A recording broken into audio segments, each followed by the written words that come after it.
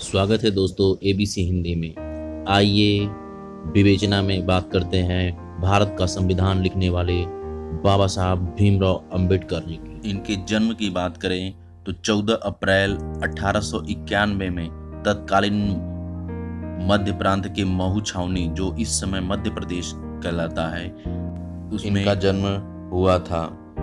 वहीं 14 अप्रैल की बात करें तो 14 अप्रैल के पर्व के रूप में भारत समेत पूरे विश्व में मनाया जाता है। इस दिन को समानता का दिवस, ज्ञान के दिवस के रूप में भी मनाया जाता है, क्योंकि जीवन भर समानता के लिए संघर्ष करने वाले अंबेडकर को समानता और ज्ञान के प्रतीक माना जाता है। अंबेडकर को विश्व भर में अनेक मानवाधिकार आंदोलन, संविधान निर्माताओं और उनकी प्रकांड विद्वता के लिए जाना जाता है। वहीं बात करें तो यह दिन उनके प्रति सम्मान व्यक्त करने के लिए मनाया जाता है। अंबेडकर दोस्तों, वहीं अंबेडकर जयंती की बात करें तो पहली जयंती आपको बता दें कि सदाशिव रणपीसे, इन्होंने 14 अप्रैल 1928 को पुणे नगर में मनाई थी। रणपीसे अंबेडकर के अनुयायी थे। उन्होंने अंबेडकर जयंती की प्रथा सबसे पहले शुरू की।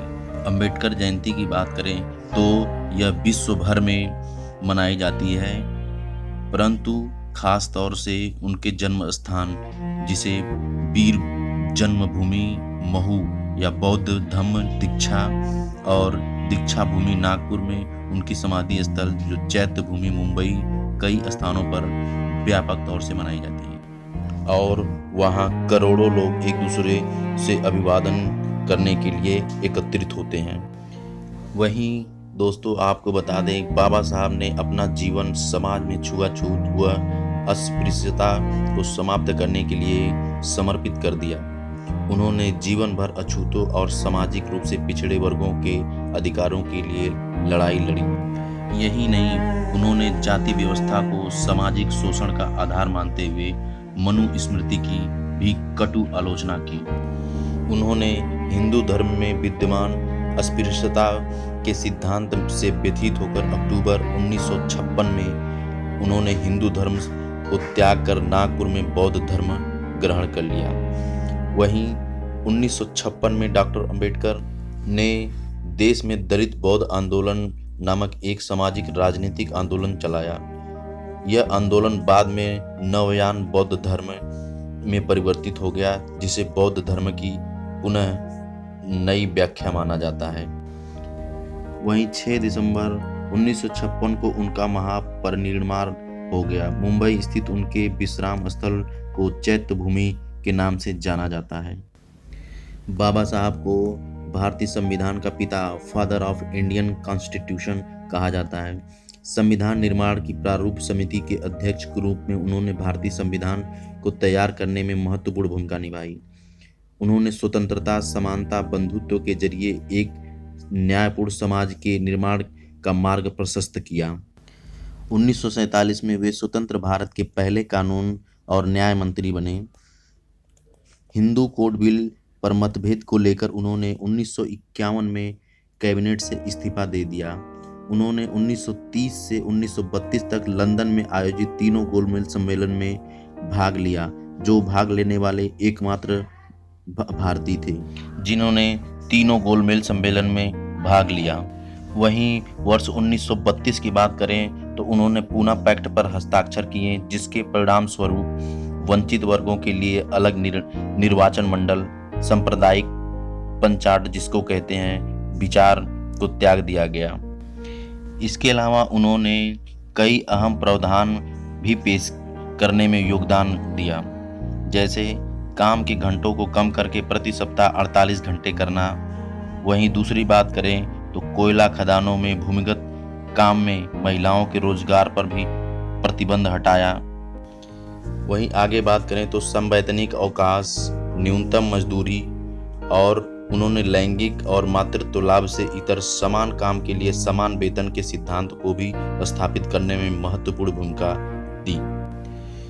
और 1923 में उन्होंने बहिष्कृत हितकारी सभा की स्थापना की, जो दलितों के शिक्षा संस्कृति प्रचार के लिए समर्पित थी। वहीं आगे बात करें तो 1930 में कालाराम मंदिर आंदोलन में अंबेडकर ने कालाराम मंदिर के बाहर विरोध प्रदर्शन किया, क्योंकि अछूतों को इस मंदिर परिसर में प्रवेश नहीं दिया जाता था।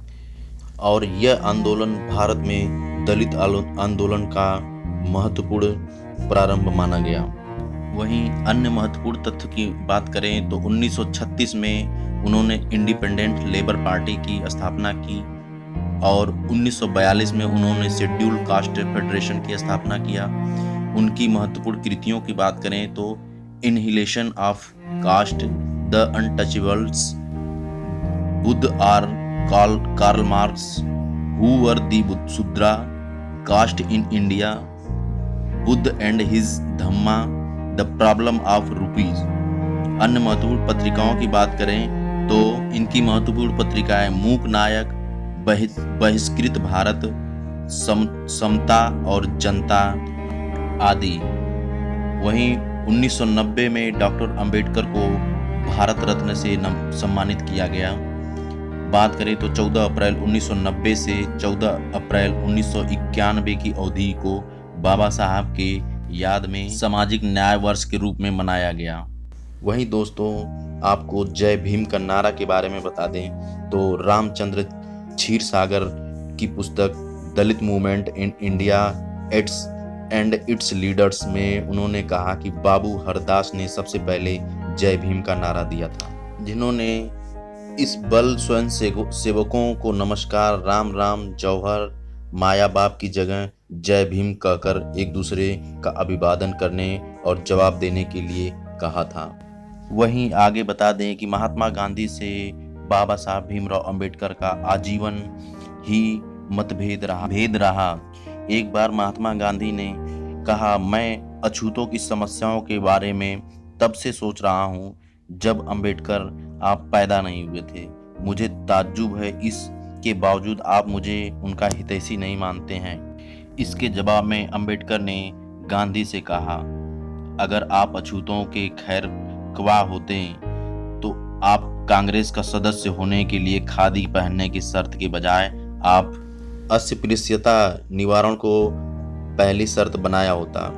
किसी भी व्यक्ति को जिसने अपने घर में कम से कम एक अछूत व्यक्ति या महिला को नौकरी नहीं दी हो, या उसने एक अछूत व्यक्ति के पालन पोषण का बीड़ा न उठाया हो, या उसने कम से कम सप्ताह में एक बार किसी अछूत व्यक्ति के साथ खाना न खाया हो, उसे कांग्रेस का सदस्य बनने की अनुमति नहीं दी जानी चाहिए थी।